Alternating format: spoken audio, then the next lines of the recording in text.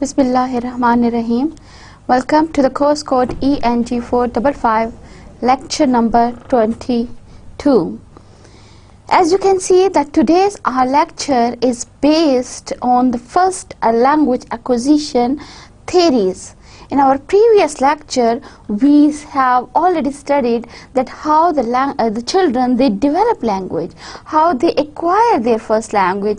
The process we discussed in detail, that how from their pre-birth time till the age of 11-12, how they get developed this full form of the language, and how they acquire the different stages, how they pass through different stages, like from and getting the phonological knowledge to semantic knowledge to vocabulary building, and finally to sentence formation, or what are the ages that are considered appropriate for each stage, and how they develop, how they go through again each stage, and what are the sources of their learning, and finally when they reach at the final stage, what are the errors that they make throughout these different stages.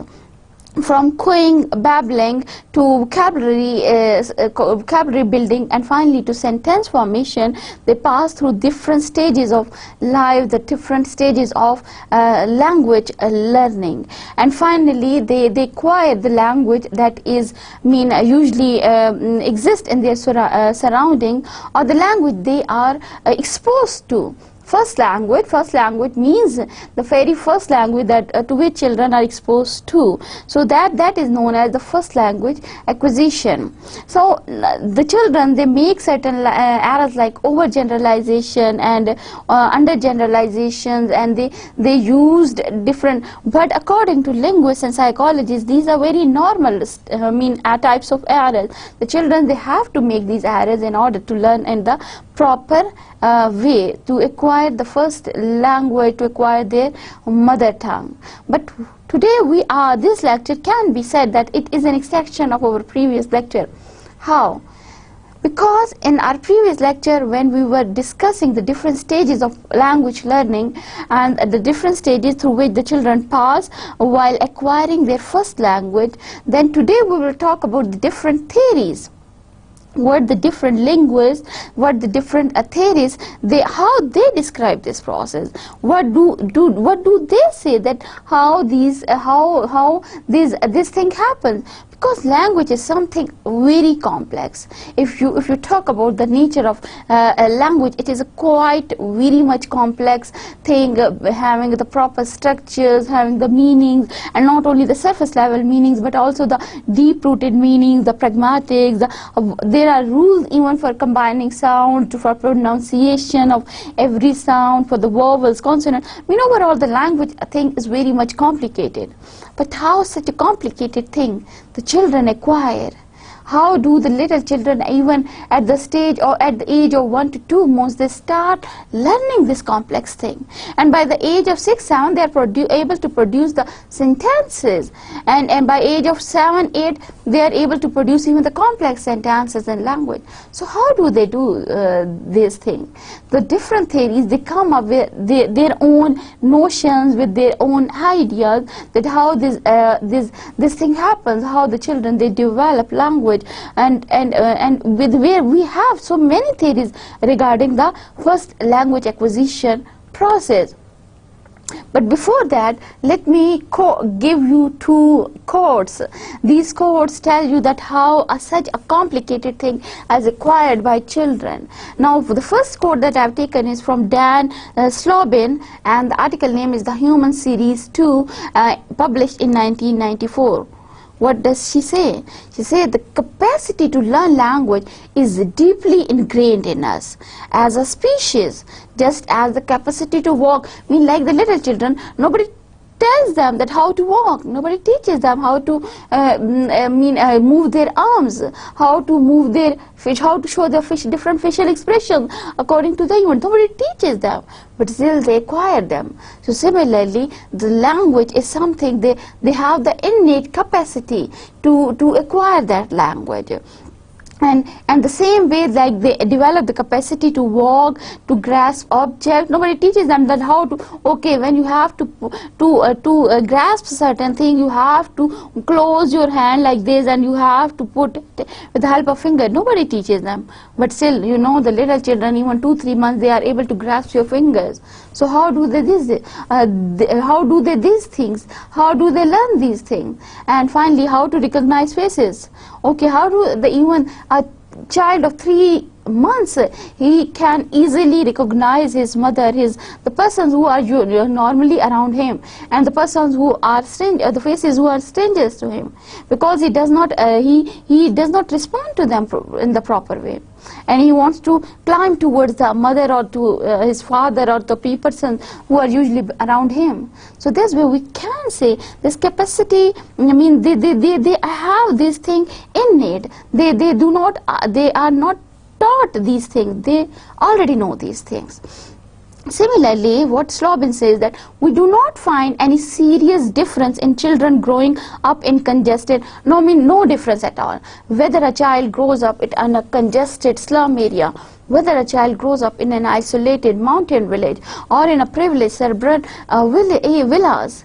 Nothing happens if a child is there in a villa, or a child is there in a slum area, or a child is there in a remote village. Every child acquires the language in the same way, and without any complexity, without any issues at all. So somehow this language seems to be innate. So this language learning seems to be that they have already capacity for this. But again, we can put the question marks. Again, the nature of this, whatever the person, the Slobin has said, again we have many criticisms on that.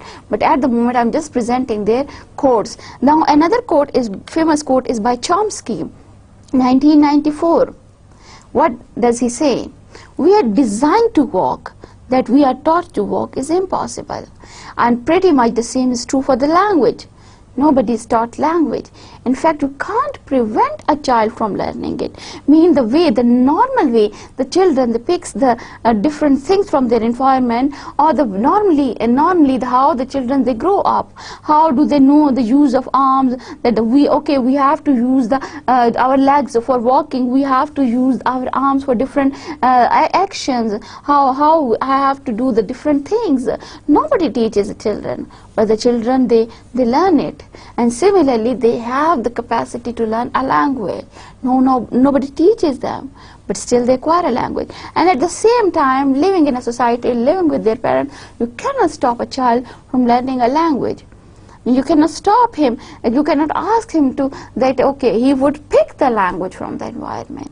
So these are some of the quotations, but now my concern is more about the language acquisition theories, that how we acquire language, how we acquire the first language. Before that, let's see what is the first language. The first language is defined as, the first language, the other term that can be used for it is the mother tongue or the native language, or very first language. It is the very first language that the children acquire from their surroundings, from the people around them. So the first language learned is known as the first language, and their first language is important, and the children, they acquire the language, the first language that they acquire from their surroundings, from their native environment, is known as their first language.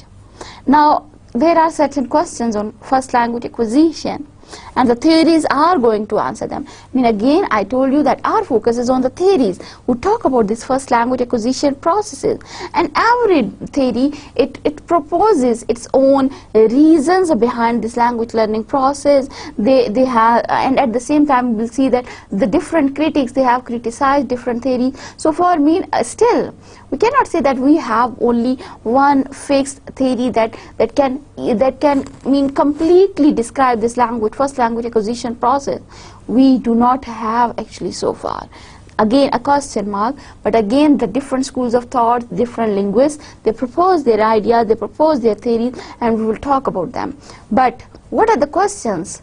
What are the questions that we need to answer by these theories? Let's see what are the questions. Number one, how do children acquire such a complex system so quickly and effortlessly? Definitely, you know, as I mentioned you that right at the beginning, after the 2-3 months age, they start cooing, and then after a few months start cooing turns into babbling. So the phonological aspect of the language they are acquiring. So quickly they start learning language, and about 5 to 6 years of age, and a child can produce sentences. The big one, even the big sentences as well, not very much complicated maybe, but again the big one sentences they are able to produce. So how does this thing happen? The children with very little children with no much age, and then they do these things easily and so quickly and so effortlessly. I mean, you won't see a child panicking to learn a language. I mean, not a child of 2 months or not a child of even 1 year or 2 years. He's never taking panic to learn a language. They are just simply acquiring it. So how do this thing happen? Then our second question is, does a child decide to consciously pursue certain skills? Again you need to know, like walking or like language learning, if we say that the children they consciously want to walk and then they start learning it, or something happens unconsciously. Similarly, language learning is something that they do it consciously, or this is something that happens unconsciously? Again, a question mark on it. Then another question is, do babies make a conscious decision to start learning a language? Again, a very big question mark on it, because we cannot decide about this question. Nobody can answer this question. No theory can even answer this question, because you cannot peep into the minds of that young babies who are not having any language. How you can ask them, okay, have you decided to learn a language? Are you going to learn a language? Whether this decision-making process happens in their minds or not, or this is something that happens unconsciously. So this question would, I think, it would remain under the question mark for many next years, until and unless the linguist or the psychologist or the scientist, they're able to read the brains of the children. But since then, until then, we would keep a question mark on it. The last question that we have is today that we correct children's errors sometimes. Does it help? Again, a big question mark. Because, it happens that the children, while learning a language, that they make mistakes, they make errors, and we correct them, because it happens that we correct them. But do this help them in acquiring the correct form of language? Again, a question mark. With this regard, I have a very interesting example that I have just read today in from Kin book, Language, Its Nature, Psychology and Grammatical Aspect, 2007 edition. The example is that the father is talking to the little son. Okay, the son, Dad, I want one other spoon. The father, he wants to correct him. Do you want an other spoon? The child, no, I want one other spoon. Again, the father corrects him. Do you mean you want an other spoon? The son, he gets irritated and says, yes, Dad, I want one other spoon. So he adds whatever his father says to him, he adds that thing, but at the same time he keeps his own structure. So this way, we are not sure when we are helping children, when we are correcting children, whether or not we are helping them to pronounce the correct things, or to use the right forms of the language. So again, this is a question mark, and this question would be answered by different theories that we will discuss in next slides. So question 1, 3, 2 and 4, we will find their answers with the help of different theories. But for question 3, I would keep, as I told you, that I would keep a question mark. So now let's see what the different theories that there are about the language acquisition that we will discuss today. Again, I have picked these 4 theories. Now I want to say that these are the only 4 theories about the first language acquisition that talk about how the children, they learn, they acquire the first language. If you open or you Google the word first language acquisition theories, you will find that they mean at least 40-50 types of theories are there which describe in their own way how the children learn their first language. And different linguists, they come up with their own ideas, different schools of thought, they talk about their own ideas. But I have picked these 4 because these 4, when we will discuss them, you will see these are the 4 major theories regarding the first language acquisition process. And these theories, they would talk about this thing in detail in a way, and these theories are very much popular as well, because of the names associated to these theories are very big names. And so you will see that these theories mean, if you open, mean, okay, I asked you to Google the first language acquisition theories, but the very first theory that you will see on the slides or on the internet, there are these 4. Beside them, you can have more. But these 4 theories, you will see them everywhere. Open any book regarding the theories about first language acquisition, or see any article on first language acquisition, and you will find, at least 2-3 out of these 3-4 theories, they are everywhere. So we can see that I have picked the major theories regarding the language acquisition process. And our first theory is behaviorism. Behaviorism proponents B.F. Skinner, very much famous behaviorist with respect to educational psychology field. And this theory was introduced around 1950s and 1960s, and the era when this B.F. Skinner proposed this theory became the most popular theory on first language acquisition. And you will see how this theory, it was quite interesting. And the one and another important reason that we can associate with it is that because the B.F. Skinner, he was a psychologist, related to educational psychology field, so he actually performed the experiments. He showed through his experiment that how the organism, the living organism, they learn with the help of different stimuli. When they receive a stimulus, they give a response, just like a cause and effect. Something happens, and as a result something happens. Similarly, a stimulus is originated and you get a response. So based on this model of stimulus and response, the B.F. Skinner, he proposed his ideas on the first language acquisition. And the basic principle working behind this theory is, say what I say. What do you get from this thing? Say what I say. Repeat what I am saying. So this theory is basically based on the ideas of repetition, or we can call it imitation.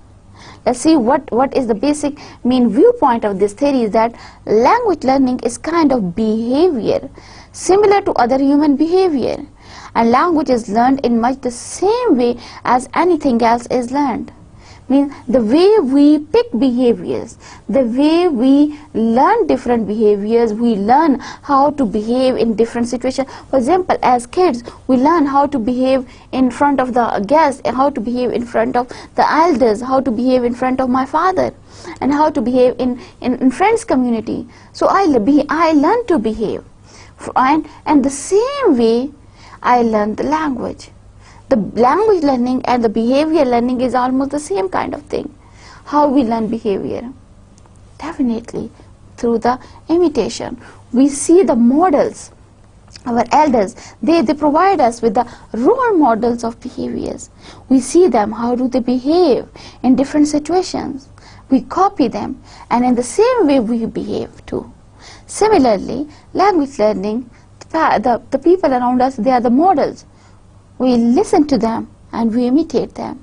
This is the basic stance of the school of thought known as behaviorism. But what else B.F. Skinner, he talked about this. What else he told about this? According to B.F. Skinner, language behavior is the production of correct responses to stimuli through reinforcement. three highlighted words, as you can see: responses, stimuli, and reinforcement. Mean the children, they receive the stimuli to learn language, they respond to it, and responsiveness becomes more better with the help of reinforcement. If you get positive reinforcement to learn a language, they would learn language quickly. If they receive the negative reinforcement or poor reinforcement on their language learning process will become slow. So this way, they receive a stimuli, they provide a response according to the reinforcement. To explain it further, the B.F. Skinner says that language learning is the result of. Now, how this language learning thing happens? Number one, imitation. Yes, the children, they imitate the role models of language. And who are these role models of language? Definitely the parents, the other people around them, their mothers, their fathers, and all the community members around them who are there around them. They are their role models for language, and the children, they are used to imitate them. They used to copy them. For example, when the children, they are very young, and we talk to them in a infant directed way, like, do you want water? Now I am telling each word to them. And as soon as the children, they grow up, they get the ability to pronounce a word. They would repeat my words. If I say water, they are going to say it water. If you show them door one time, okay, and open the door, and you open the door and tell them this is the door, they are going to pick words from you. They are going to copy you. So this is the first thing that B.F. Skinner told, that language learning is actually the imitation process. Next, they practice. Once they copy the role models of language, and at the second stage, they practice that language models provided to them. Repetitive manipulation of form. They keep on saying these forms again and again, and then they have a drill, they have a practice for these words, or whatever the things of language are. Number third, they receive a feedback on success. Definitely, if the children, they pronounce a word correctly, the parents become very happy. Yes, correct.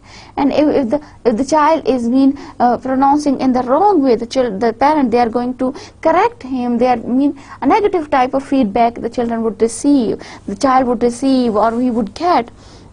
So this way, the feedback step is very important, and feedback is not given on the success, but also on the failure as well.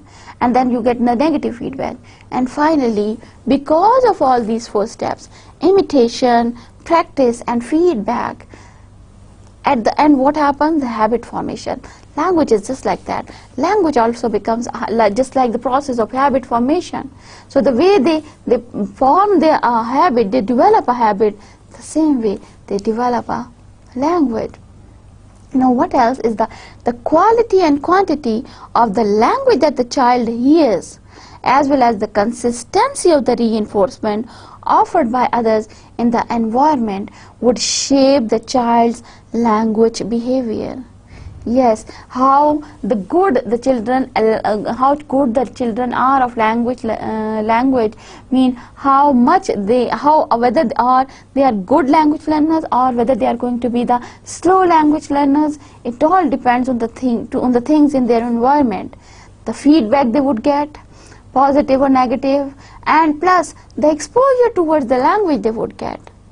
The quality and quantity of the language they are exposed to refers to the idea that how much language they are exposed to.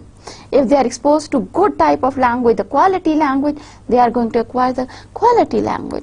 If they are exposed to the poor quality language, they are going to acquire the same kind of language. So all these things happen because of the imitation, because of the copying thing, and because of the practice of the sources, models that are provided to them. And then as a result, language develops just like the habit is developed. Now, if you look at this model, what happens, how children imitate language? Stimulus, some kind of input, language input is provided to them. And then the organism, the child, what he does, the learner, what he does, he gives a response in the form of imitation. So you give a child the language input, and the child, he or the learner of the language is going to imitate, is going to copy. For example, if you are going to tell a child, and definitely if you see the children at the nursery or KG level, the teacher throughout the class, she is repeating the thing. She is providing the children with the drills. This is a pencil, and the whole class repeats, this is a pencil. This is my cat.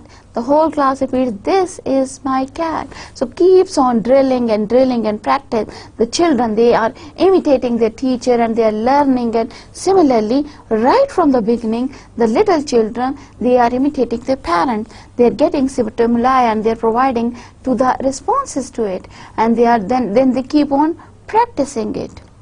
So we can define the 4 steps for a child to acquire her language. The first language. Imitation, yes, they imitate the role models of language provided to them, and then for that imitation they are provided with the reinforcement. Now that reinforcement can be either the positive reinforcement or it can be the negative reinforcement, and because of that reinforcement, the children, they keep on repetition.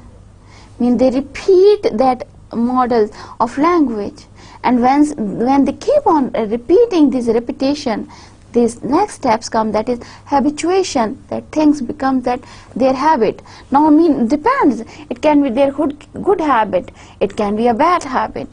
If the children, they are exposed to a bad language model, where the speakers of the language, they are not very much worried about their pronunciation, about the grammatical aspect, the children is going to acquire the same kind of language. He is going to learn the same model, whether it is a good model, whether it is a bad model. They are developing the same thing, just like the parents, just like the children developing the habits. If the children, they are exposed to the people with good habits, they are going to learn the good habits. If the children, they are living in such a conditions, in such environment where they observe certain bad things, they are going to pick that things. For example, if you had seen the little children, they keep on that the other children around them, they are kite flying, busy kite flying. The child living in that environment, as soon as grow up, would reach that stage, he would definitely go outside for that activity, because he is imitating, he is getting the stimuli of that kind. So the children, they respond to the language the way they are provided with the role model of the language. So the language develops in the very same way the habits developed. Positive reinforcement. What can be the positive reinforcement? Praise or reward. The child speaks a good word, gives a good sentence of English. You give him a good reward, you praises him, and then he becomes happy and going to repeat the same good model. Negative reinforcement. You correct him. You tell him, if the children is telling you, Mama, I made this toy. Now made, and you are telling him, Beta, have you made this toy? Now you are correcting him. So some time of negative reinforcement he is getting. What is good habit is that correct performance, the correct performance of language or the right habit, and bad habit mean the language with the errors, the language with different types of flaws. So this way, with the help of behaviorism, we can define how the language learning happens. The first language learning happens in the children. But again, we have certain criticism on behaviorism. For example, it is criticized that the behaviorism overemphasizes the external factors, like of parents to provide a model of imitation. Definitely have you seen the first step in language acquisition is imitation, and whom they are going to imitate? The parents around them or the people around him there. And the behaviorism has too much focus on these things. But when he stresses the importance of these external factors, he ignores the internal factors. What are the internal factors? Is that the learner himself, who is learning a language, you are forgetting at all not giving any value to the child's inner, the role of the learner himself in that process of language learning. So who is getting importance in this process of language learning? The parents or the people around him, the models of the language. Because this theory talks about that the good models the children they are provided of the language, they would acquire the good language. The bad models they are provided with, they are going to acquire the bad language. So the external factors, they are overemphasized. The internal factors, the learner ability or the learner skills or the learner or hard work, it is totally ignored. Then another weakness with the behaviorism, that it overemphasizes the role of imitation. Once again, the idea of copying, because this theory just explains it, the language as imitating activity, that you learn a language because you imitate others. And then finally the children do use language creatively, not just repeat what they have heard. Yes, if we insist that the children learn what they imitate, what they are exposed to. But no, children learn beyond that too. The children, they produce sentences that they are never exposed to, they are never given to. I mean, the creativity factor is totally ignored with this theory. So as a result of behaviorism, another theory emerged. And what is that theory?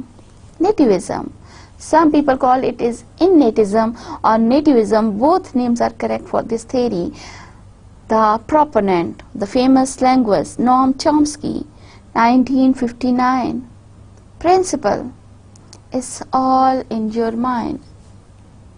Now if you compare with this principle with the previous one, where one behaviorism, one school of thought is totally saying that the language learning is because of the external factors. You are exposed to a language, you learn language. But on the other hand, this nativism or innatism is totally different. According to them, it is all in your mind. The language is already there in your mind. According to Chomsky, we are born with a language acquisition device that is known as LAD and access to universal grammar. We already have the language learning device that is fixed in our minds. And we do not actually learn from the external factors, rather we acquire language because we are innately designed for these things. Our internal systems are made up for this language learning. What Chomsky else said is that children are biologically programmed for language. So it means that if the children, they are acquiring a language, it is something not unnatural. This is something natural. They are designed for language acquisition. And language develops in a child in just the same way the other biological functions develop. Now totally different in contrast with behaviorism, that they say that language is already there and they develop. For example, you are born with legs, and with passage of time, nobody is teaching you how to use these legs for walking, but you are the children, they start walking with their legs. Similarly, the children, they have language inside them already, and as they grow up, they start using it, they start developing it. And the environment over here makes only a basic contribution, that is the availability of people who speak to the child. Therefore, the child's biological endowment, what is that? LAD, will do the rest. And another thing, the idea that is proposed by Chomsky is that children are born with specific innate ability to discover for themselves the underlying rules of a language system on the basis of the sample of natural language they are exposed to. So according to them, there are certain universal aspects of all the languages which are universal to all languages. These things, these basic principles, they are already there in the brain of the children in the form of LAD or UG. And when the children, they grow up, these language develops according to the language they are exposed to. So the basic principle or the universal grammar is already there, and they pick the language that they are exposed to, and then they transform, they learn language according to that ability, they have innately. So as I told you that this Chomsky idea, behaviorism motivating external factors, Chomsky focusing internal factors, the both schools of thought are in total contrast to each other. Now actually how this contrast is, because the Chomsky's idea of nativism was actually came into life as a criticism on behaviorism.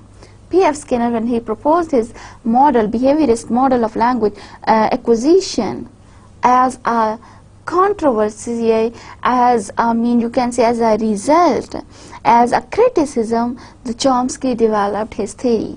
And what was Chomsky's criticism on behaviorism? Chomsky argues that behaviorism cannot provide sufficient explanation for children's language acquisition for the following reasons. Number one, children come to know more about the structure of their language than they could be expected to learn on the basis of the samples of language they hear. They do not only acquire that much amount of language to which they are exposed to, rather they learn more language. So that from where that extra language comes from? The innate ability. Second criticism, the language children are exposed to includes false starts, incomplete sentences and slips of tongue, and yet they learn to distinguish between grammatical and ungrammatical sentences. How this thing happened cannot be explained with the help of behaviorism. Then finally, children by no means systematically corrected or instructed on language by parents. So then with all these weaknesses on the behaviorist part, still the children, they learn the language, they acquire the language, the perfect language, and only because they have the innate ability, according to Chomsky. So children's ability to learn a language is innate, and they have a universal grammar. What is universal grammar? Chomsky, it is a Chomsky term for the abstract principles that comprise a children's innate knowledge of language and that guide language acquisition. Here the important terminology was the idea of LAD, language acquisition device. What it is? Actually, if we read about a Chomsky idea of a LAD, we will see that this LAD is just like an imaginary black box existing somewhere in the brain. LAD contains the principles which are universal to all human languages. LAD is somewhere a black box in your mind and your brain, and what is there in the black box? In that LAD, there are the UG, the universal grammar. And for the LAD to work, children need access only to the samples of natural language, which serves as a trigger. So the external factors, the external exposure to the language, it is just a trigger to learn a language. It just provides a trigger. It does not provide a model, it just triggers the process of language learning to activate that device, because the children, they are born with their device, but when the children, they are exposed to the real language, that the device starts working. And once the LAD is activated, children are able to discover the structure of the language to be learned by matching the innate knowledge of basic grammatical principles, by matching their universal grammar to the structures of the language they are exposed to. They compare them, and on the basis of that, they develop language. Now this Chomsky's idea, it became more popular than behaviorism, because there were certain evidences that were there to prove, to support Chomsky's innatist position. What are these? Number one, virtually all children successfully learn their native language at a time in life when they would not be expected to learn anything else so complicated. What happens that the children, they are unable to, even we can say that they are so little that they can't even properly copy their roles, but still they develop the language, they start learning the language at that age. So maybe this thing shows that, okay, they have something innate with them. Then, language is separate from other aspects of cognitive developments. For example, creativity and social grace, and may be located in different module of the brain.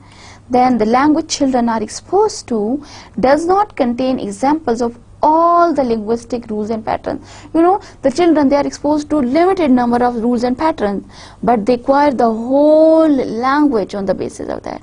So it means they learn something from the environment, and something is already there with them. Another position is that animals, they do not learn the language. They do not manipulate a symbol system the way the human beings they can do.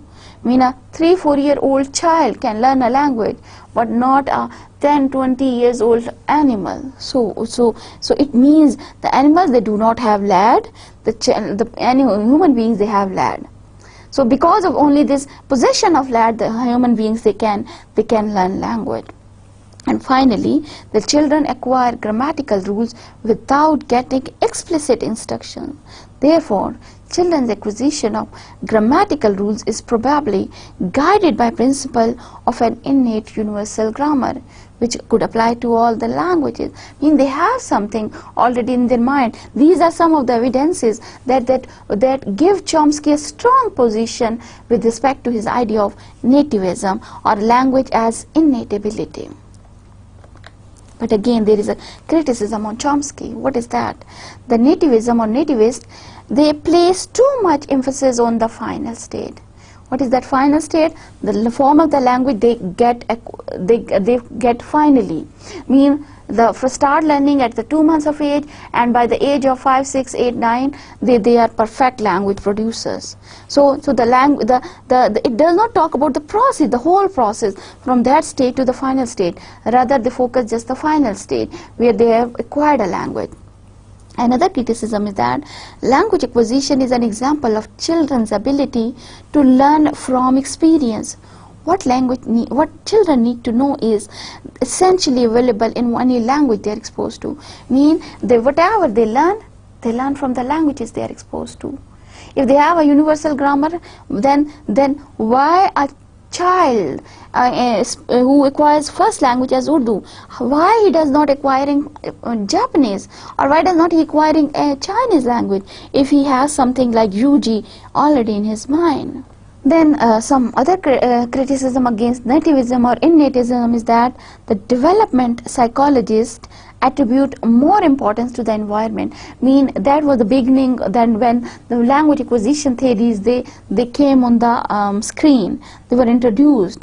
But later on, the psychologists and the linguists, their attention was more focused to the environment. Rather than the behavior, rather than the lad, the later on linguists, their focus was on the environment. The children, they pick language from their environment. So this way they also recognize a powerful learning mechanism in human beings.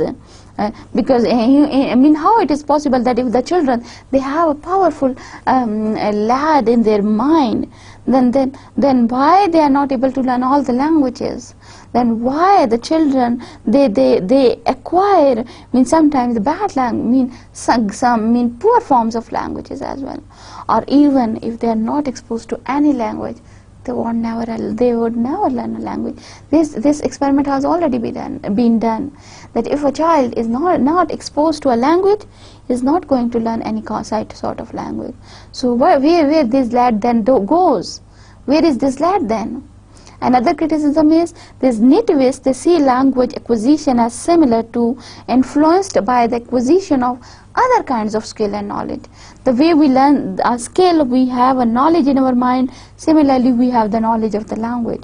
But they do not call it is something that is acquired, that the children learn because of their cognitive development and because of their experiences.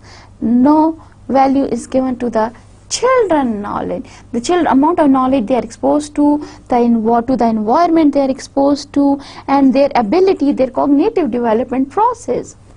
So we'll see as a result the other theories developed to talk about the first language acquisition process, totally different from behaviorism and nativism. So next theory is cognitive approach. Proponent Jean Piaget. If you have certain knowledge about education, the famous name in the field of educational psychology, 1952 is the era, and the principle of cognitive development theory is that the children, they learn a language just as they have this cognitive development process. So language learning is a kind of child's cognitive development. And the idea viewpoint is that children's language development relies on their understanding of the world or cognition, mean all from where they are going to learn the language, it is the part of their cognitive development. They do not do this consciously, this is the part of their mental makeup, and then they acquire this language through their connection with the environment, through their exposure to the environment. About the cognitive development process, there are certain more ideas by Piaget.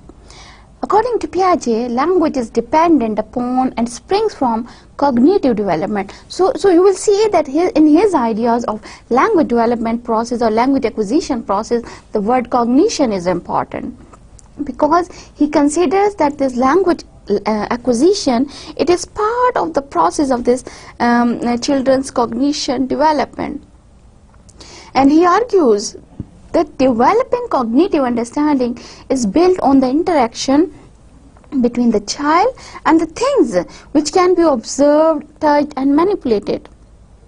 I mean, how this cognitive ability develops with their exposure to the environment.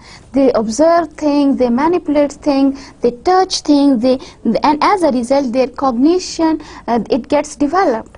And when their cognition gets developed, the language learning gets developed. So for him, language was one of the number of symbol systems developed in childhood rather than a separate module of a mind. I mean, it is not something that different from cognition, that it is not a separate module in the brain. It is the part of the same module, because of which the children they go through this cognitive development. So the idea of cognition is related to language learning according to Jean Piaget. But over here there are something very important to mention: the Piaget's stages of cognition development, because these stages would describe that if the children they cognitively develop in these 4 stages, then during these 4 stages they develop their language as well. So what are these 4 stages? It has the sensory motor stage that goes from birth to 2 years, then pre-operational stage 2 to 7 years, then concrete operational age 7 to 11 years old, and formal operational stage over 11 years. In these 4 stages, the children they develop cognitively, and when they develop cognitively, their language also develops with these stages. So let's start a brief introduction of all these stages. What is this sensory motor stage? Sensory motor stage starts from birth time to 2 years of age, and during this age the infants they only aware of what is immediately in front of them. I mean, at the very beginning of this thing, if you see that from birth to 3-4 months, the children 1-2 months, they are only aware of the things which are in front of them. The things they go away from out of their scene, they forget about them. So they have a very temporary kind of memory. So within next few months, this temporary kind of memory turns into permanent kind of memory. They learn after 2-3 months. They start learning. Okay, even the things if they are not in front of them, they exist. So their temporary memory changes into permanent memory. And then again at the 7-9 months age, the infants they begin to realize that an object exists. Again, what I told you, that they learned about the object permanence. They develop the permanent memory. So from 7 to 9 months. And because these children they develop this permanent memory, so at the same time they start crawling, standing, walking, and their increased physical mobility leads to increased cognitive development. So you see how their cognitive development is happening. They are infants, not knowing about the things beyond the scenes. Then they develop the mental ability gets improved, and they learn about the things even they are out of the scene. So their memory becomes permanent. And similarly at this stage, the children they listening to the sound, and after some time, as the cognitive ability it develops, they start picking the language. The language keeps on developing as well. Just see the beginning stage at up till the 2 years, the children, they pick the word, the simplest word they are able to speak, and then they talk about the simplest things. So this way then they move from the sensory motor stage to pre-operational stage. During this pre-operational stage, the children, they are able to think about the things symbolically, and their language use become more mature. They also develop memory and imagination, which allows them to understand the things which do not exist in front of them. I mean, they can talk about the future. मैं वहाँ जाऊँगा. Mean they know that मैं जाऊँगा means I'm talking about the thing that they were going to do in future. So their memory is getting permanent. But their thinking is once again based on intuition and still not completely logical. They can mean that they have the things, but they cannot think logically. So logical thinking is not yet developed. So at that time, in this pre-operational stage, they do not learn the logical rules of language. Rather, they learn the rules of the language, or they develop the rules of language which are simple. As you know, up till the 7 years of age, the children, they are able to produce the simplest and biggest sentences, big sentences, but not the complicated one. They cannot use the same rules to create more things out of them, because their memory is offset that time, because they do not have cognitive ability to do that. And then next, on the concrete operational stage, they develop logical ability, logical reasoning ability. And then children thinking, it becomes less egocentric. They increasingly aware of external events. They begin to realize that one's own thoughts and feelings are unique and may not be shared by others, and may not even be the part of reality. They develop operational thinking, the ability to perform mental operations.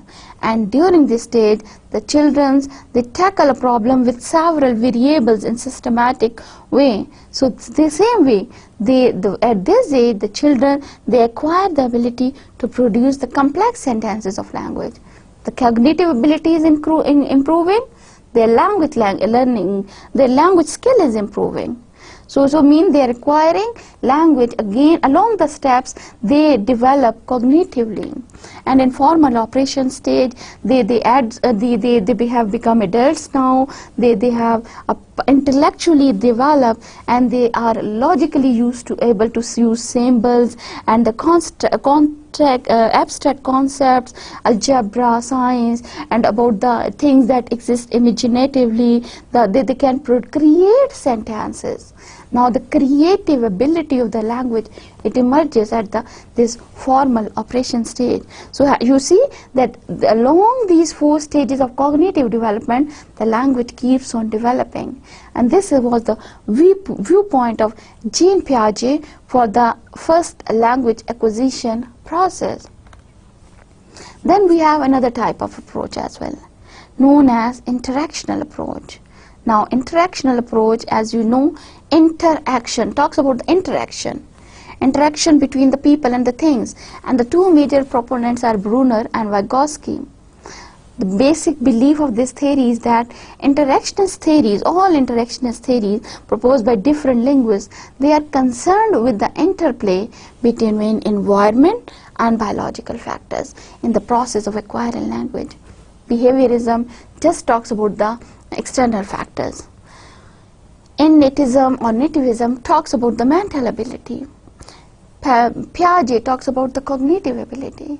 But interactions, they fall into the mild category. They talk about both. They talk about the mental ability plus the environment. So both things play their role side by side. They interact with each other to acquire this first language acquisition.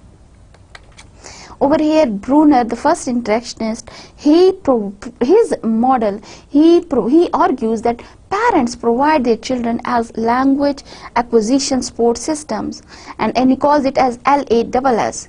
And what is this? LASS is actually a collection of strategies that parents employ to facilitate their children with the acquisition of language. And one of these strategies is scaffolding, very famous particularly with Vygotsky, but the idea came from Bruner, that the deliberate use of language at a level that is slightly beyond of what children can comprehend. So that making children familiar with the language which is quite complicated, but making them comprehend them, making them to move toward the next level of language learning, so that they are able to comprehend the difficult things as well. This was the idea of Bruner with interaction theory.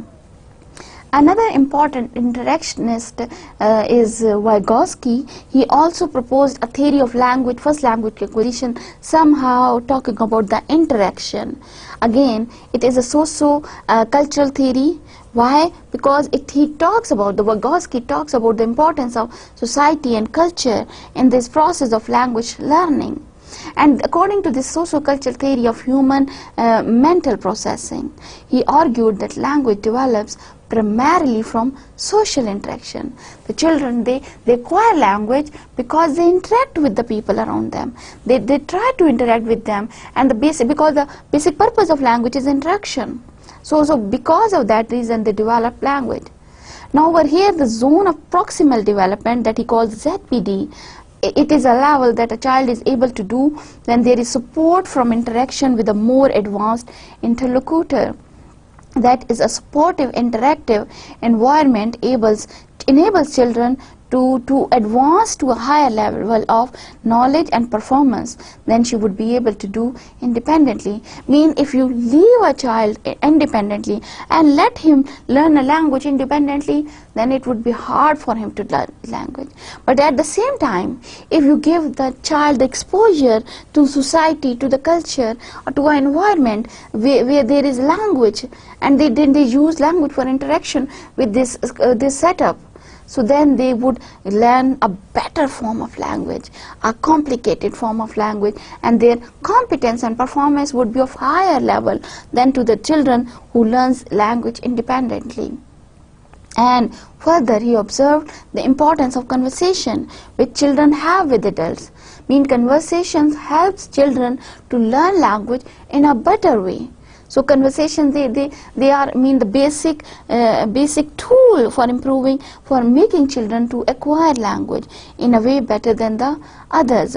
And he says that this conversation, the origin of both language and thought, because this conversation between the adults and children, they are not the starting point of this language acquisition process, but also they develop the children to improve their thinking, to think about the things beyond their levels. So this was the idea of Vygotsky about an interactional theory of language acquisition.